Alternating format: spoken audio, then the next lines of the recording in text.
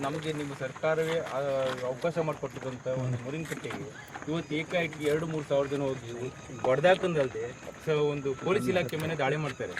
ಅದಕ್ಕೆ ನಿಮ್ಮ ಅಭಿಪ್ರಾಯ ಏನು ಸರ್? ನನ್ನ ಅಭಿಪ್ರಾಯ ಏನು ಹೇಳಬೇಕು? ಹಾಗಲ್ಲ ಸರ್, ಈಗ ನೀವು ಇದ್ದುಕೊಂಡು ನಮಗೆ ನಮ್ಮ ಕ್ಷೇತ್ರದಲ್ಲಿ ಇದ್ಕೊಂಡು ನಮಗೆ ಈ ರೀತಿ ದಬ್ಬಾಳಿಕೆ ಆಗ್ತದೆ. ದಬ್ಬಾಳಿಕೆ ಏನೂ ಆಗೋದಿಲ್ಲ, ಎಲ್ಲ ಬೆಳಗ್ಗೆ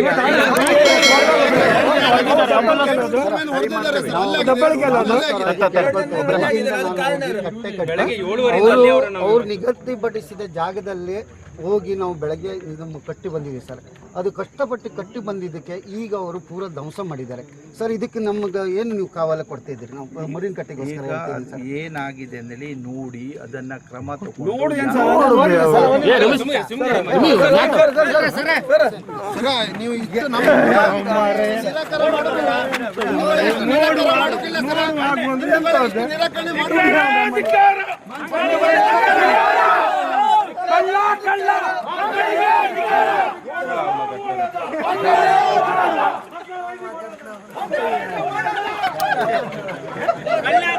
ಕುತೂಹಲಕಾರಿ ಮಾಹಿತಿಗಾಗಿ ಕೂಜಳ್ಳಿ ಟೈಮ್ಸ್ ಚಾನೆಲ್ಗೆ ಸಬ್ಸ್ಕ್ರೈಬ್ ಆಗಿ, ಪಕ್ಕದಲ್ಲಿರುವ ಬೆಲ್ ಐಕಾನ್ ಅನ್ನು ಪ್ರೆಸ್ ಮಾಡಿ.